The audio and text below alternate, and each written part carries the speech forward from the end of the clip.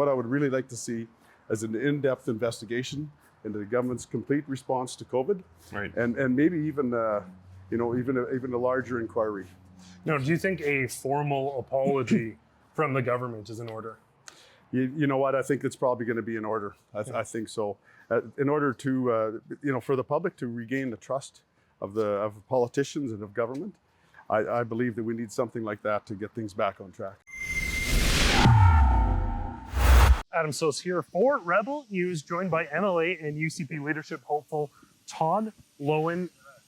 I guess we have an opportunity to talk at length here about your sort of aspirations, your hopes for the leadership moving forward. And I want to get into some of what we've seen on a provincial level. I want to get into some of what we've seen by an extension of lockdowns. But first, I want to talk about the sort of meta level, Alberta's place within Canada, and some of the harm that Justin Trudeau has done to that sentiment. Obviously, the tension, the anxiety, the people inclined towards separation at an all-time high. Some of the other leadership hopefuls have talked about wanting to work with Ottawa, wanting to work with Trudeau. One of the first things on your website when you come there is about the damage that Trudeau's doing. Just how bad has Justin Trudeau been for this country and for this province particularly? Yeah, when it comes to this province, it's been enormously harmful. If we look at things like Bill 48, Bill 69, the cancellation of the tech mine, stabilization money that we should have gotten that we never got. Just over and over again, we look at things, we look at Energy's pipeline that should have happened, Northern Gateway pipeline. We could just go on and list a lot of things that the Justin Trudeau government, the Liberals in Ottawa, have caused grief for Albertans. So now, do you believe that there is a way back, like the sentiment for separation, the sentiment at the very least to get Ottawa out of Alberta, if not Alberta out of Canada, higher than Quebec's presently, something like 32, 38%, depends where you're asking. Is there a way to get Alberta to a place where Albertans want to stay in Canada? Is that ship sailed? What's your position on that? I think it is possible. That decision, of course, will be up to Albertans. I think so. I don't think politicians should be involved in trying to influence that. Albertans will have their choice on that. But when I look at what's happened in the past, it seems like we've tried nothing and we're all out of options. Right. And so we need to start doing something, start acting instead of asking. And when we look back, I often go back to the firewall letter of 2001. Right. And if you look at that letter, you'd believe it was written last week. We have the same sentiments 21 years later, and we've had absolutely no progress made in 21 years either. So I would like to see some action happen immediately so we can send a message to Ottawa that we're serious. Yeah. And that's the number one thing when dealing with Ottawa. So then you say some action. Everyone right now, whether it be Danielle Smith with this sort of more concrete plan that was pretty heavily criticized and attacked at the last UCP debates. When we push people, everyone is saying, well, we want action, we need a change. Yeah. But then when we say, what does that mean? Outside of Danielle's very concrete action plan, what does it actually mean? Because every politician's been saying we're going to get a better deal for Alberta since 2001 and before. What do you want to do to make that change? Well, I would like to immediately start our own Alberta pension plan. I think that's an important first step, and it'll do a couple things. One thing, it'll save Albertans $3 to $4 billion a year. Yeah. But it'll also send a message to Ottawa that we're serious, that we actually will do something. Ottawa has no reason to believe Alberta will act on anything because we haven't ever did it. Right. So that's what I would like to see as a start, is immediately go to the Alberta pension plan. And then I would like to go immediately to start working on an Alberta constitution. And so those are two of the first steps right away to show Ottawa that we're serious. Now, one of the other sort of growing grounds for concern, obviously, and I want to talk about sort of Alberta's oil and the energy industry, but first I want to talk farming. Yep. We just saw the Netherlands descend into ultimate chaos. Many people suggesting it was inspired by the truckers here in Canada. Yep. We saw Canadian flags raised. There's supply chain issues. People are struggling. Food costs are skyrocketing. Yep. And we have Justin Trudeau trying to bring in this 30% sort of limitation on fertilizers. This will destroy farms. Yep. It's very much an attack on the West, along with some of these other attacks. How do we stop this sort of incursion from Justin Trudeau and the federal Liberals in Alberta? We have to say no. That for once we need to say no and stand our ground. When we look at that 30% reduction in fertilizer, that's going to hurt every single farmer, and it's going to hurt on food production too. Right. And when we see that kind of incursion on provincial rights from the federal government, it's where we have to draw the line. And again, we've sent strongly worded letters.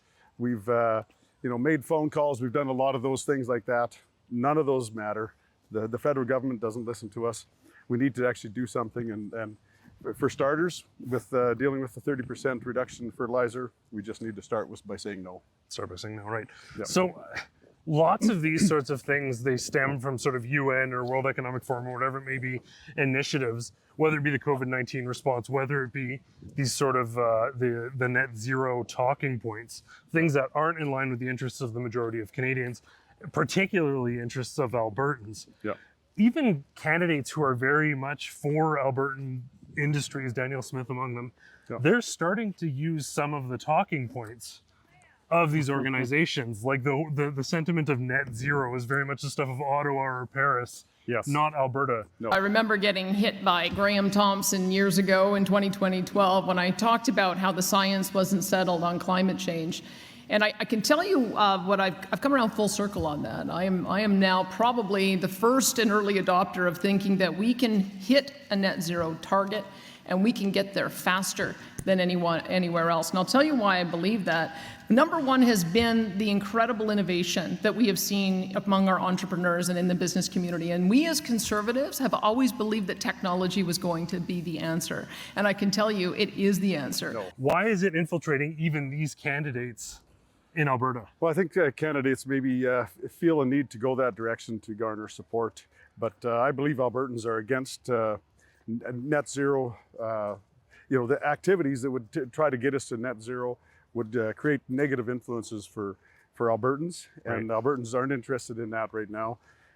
We need to step away from any of these organizations that are asking us to do things that fit into their agenda, but don't fit into our agenda. Right. All these organizations, they're interested in doing something for the environment, but we know the best thing we can do for the environment is get our oil and gas, our energy around the world, and we need to have other countries getting their environmental standards in line with ours. Right. That's the best thing we can do. You're jumping ahead. That's where I want to go in just a moment. But first, I just wanted to ask you, and this is sort of kind of a point blank question, Yep. but do you believe that a lot of these ecological, environmental, whatever they may be, policies are going to change the weather, or do you think that they're mostly tax schemes? Well, it seems like most of them have to do with financial loss to some and financial gain to another. If we look at the world elites traveling around the world, they seem to be on the receiving end of a lot of these, this change of wealth, and we need to stop that. And we need to be starting to take care of Albertans and worry about Albertans' health and Albertans' financial health and well-being, as opposed to worrying about what these elites want. Right. So on that note, you started talking there a little bit about the best thing we can do for the environment is getting our ethical oil out there. Yeah. The sentiment that's being sort of regurgitated ad nauseum by progressives, by the World Economic Forum, by whoever it may be, is that even Daniel Smith to a degree, is that, and Brian G. Most of the people have sort of said, well, I'm 100% pro oil, but net zero and this and that. We're almost acting as though we need to apologize for our oil when it is in fact the most ethical oil by far. Why do you think even sort of pro-energy politicians within Alberta are accepting that narrative that our oil's dirty and we need to make amends for it?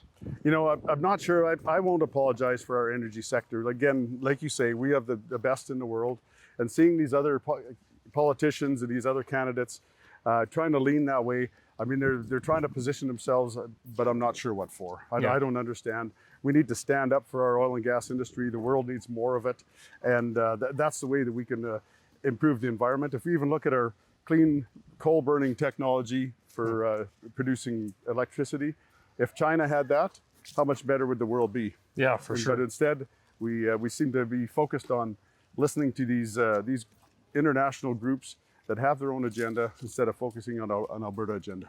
So why do you think you're the best candidate to advocate for and to represent Alberta on the sort of broader scale? I think a lot of it's going to boil down to trust. I think Albertans, they want to have somebody that they can trust. If we look back in past elections, the issue of trust has been important, and I think it will continue to be important. And I stood up for my constituents, and when I wrote the letter to Jason Kenney to ask him to resign, and I will do that same. I'll stand up for Albertans in that same way. And that's sort of the next thing I want to get into. You're transitioning for us perfectly here. You're one of the only politicians we have, and I asked you this once already, but we've had a number of politicians now saying, oh, well, inside sort of closed rooms, they were advocating for people. But yourself, along with Drew Barnes, you actually paid a price for criticizing the COVID-19 response. Not now that it's popular and everybody's doing it, but when it was considered an unpopular opinion. Yeah. Lots of politicians since that have been saying, oh, well, it's not our place to interfere in the judicial system. I think for anyone looking from the outside, lots of these arrests, the prosecution was clearly politically motivated. Yeah. Why? I mean, I suppose you're going to say they shouldn't, but why would people trust politicians who only adopted a narrative once it became advantageous? Yeah, obviously, I don't think we should be trusting politicians that are waiting for the wave rather than to lead the wave. And when we look back and we see what happened, those things were wrong. They were wrong then. They're wrong now. And those politicians should have spoke up and represented their constituents and represented Albertans, so that. And maybe things could have changed if more had stepped forward. Yeah. But instead, they didn't step forward. Now they seem to have seen the light, but I think they've seen the poles. Yeah. Well, there's a difference between seeing the light and seeing the poles. It seems some of the courts as well have either seen the poles or seen the light. Yeah. Court of Appeals issuing massive wins for Chris Scott, Pastor Artur Pawlowski. Yeah. The cascading effect of those rulings likely to mean that a lot of other things are going to be thrown away. Yeah. What would be your sort of hope for sort of addressing this so in the future it doesn't have to be 51 days in jail, 45 days in jail for Tamara Leach, 48, 45, whatever it was. Yeah. So that we don't get to the point where it has to be in the Court of Appeals to be addressing this and these people aren't losing out on their livelihoods. We need to make sure that we set in laws that we can make sure that this doesn't happen again. When we're looking back now, of course, we need to drop all the charges that are against people right now over the COVID restrictions. We need to move ahead, and again, but we got to make sure it doesn't happen again. And when we look at it, we actually have labor laws that would protect people from being fired for their vaccine status, for instance. Right. But nobody listened to those. Everybody just ignored those and went on, and that's the problem.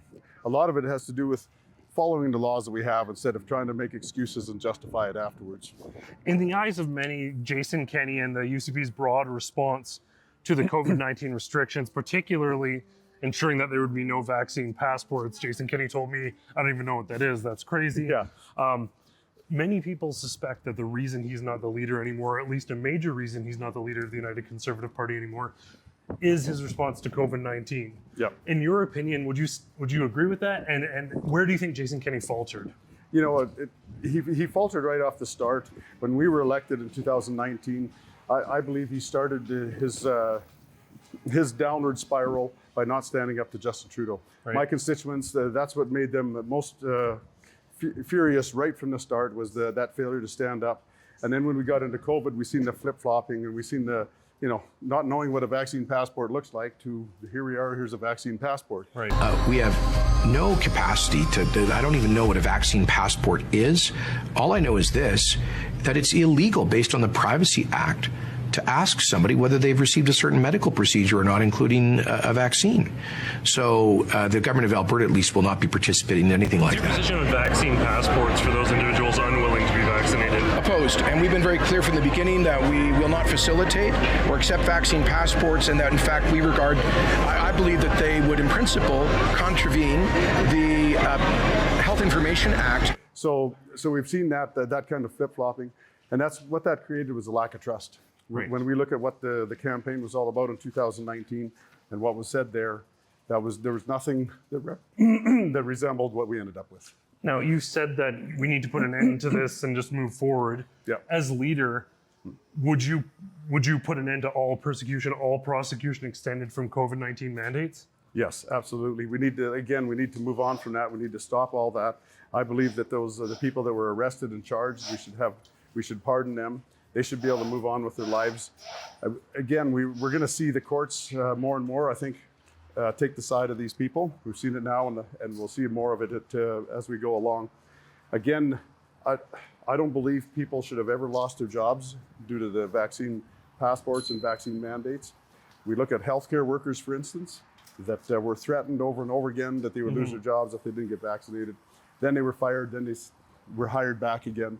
That's cruel and unusual punishment, not necessary. And we need to, again, we need to stop this, and we need to realize that we made a mistake. But what I would really like to see is an in-depth investigation into the government's complete response to COVID, Right. and maybe even even a larger inquiry. Now, do you think a formal apology from the government is in order? You know what? I think it's probably going to be in order. I think so. In order to, for the public to regain the trust of politicians and of government, I believe that we need something like that to get things back on track. So now we've heard lots of people talking about sort of an inquiry or investigation. Again, it's nice to talk about it, but what would that look like? Is there any sort of formal process, and a formal process that would result in accountability, not just a report?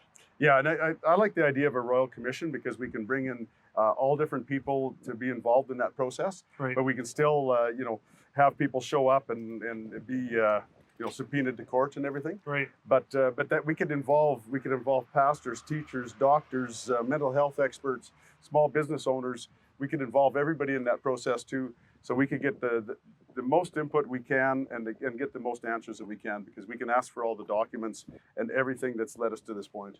Now, you mentioned a little bit earlier, even some healthcare workers losing their jobs. Someone who's not lost their job, despite the fact they've been criticized from every single side.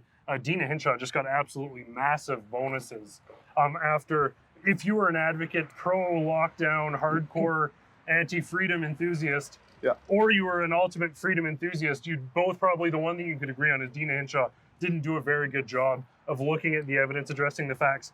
How do we address this sort of AHS bureaucracy, the meddling unelected health officials? How do we fix that sort of institutional thing? It's great if the UCP's in, but if the same people that the NDP put in there are working, Yeah. you're effectively having the same government with different talking heads. Yeah, exactly. No, we need a massive overhaul of AHS, and some people want to call it a renovation. If it's a renovation, I think it needs to be gutted, and because we're spending so much money on healthcare in Alberta, and the results we're getting are subpar. Alberta Health Services had 15 years to get it right, and they've failed on every front there. So that's my feelings on AHS and how we can fix that. It's going to be a big job, but it has to be started. Now, for you, is there a possibility of privatization there? Is it restructuring? What is the actual tangible change that needs to take place? Well, I think right off the start, I think we need to go back to regional or maybe even local decision making. Right now, we changed to the centralized decision making. Again, we've tried it; it's failed. We're still in a failing situation with AHS and our healthcare needs. And so that's one of the things I would like to start with, is going back to more local decision making, so that we can be more representative of the people that are served. Now, you were ejected from the party, but you've decided to come back to run for the leadership of the UCP.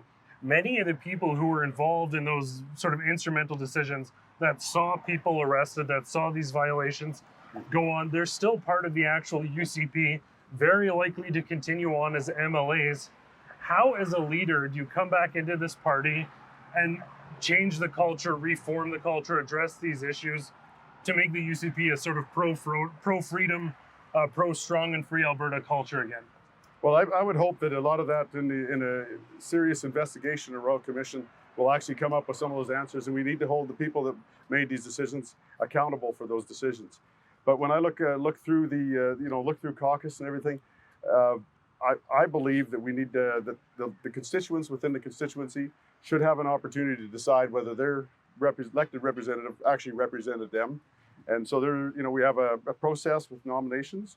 But I think we could reopen some of the nominations, or at least allow the constituents, the party members within the constituency, to decide whether they would like to have the nomination reopened, to make sure they can choose a candidate that best represents them.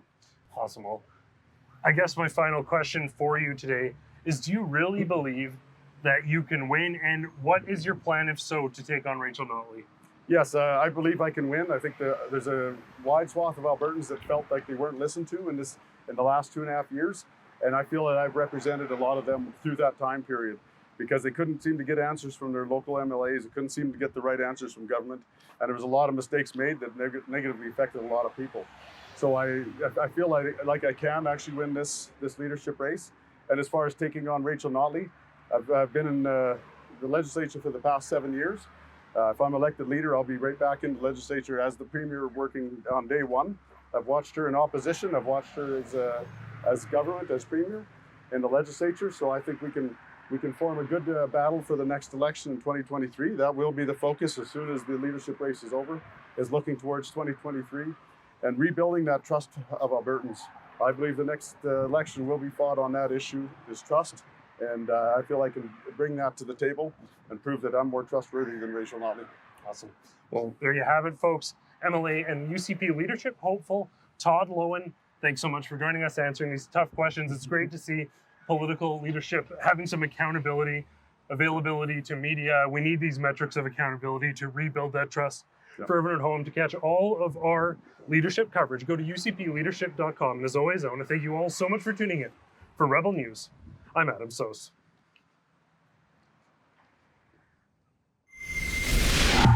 Hey guys, it's an honor to be able to fulfill our journalistic duty in bringing you the other side of the story and having some of these tough, lengthy conversations about why these UCP leadership hopefuls think they're the right people to lead the party and this province moving forward. For all of our coverage on this important issue, check in regularly at ucpleadership.com.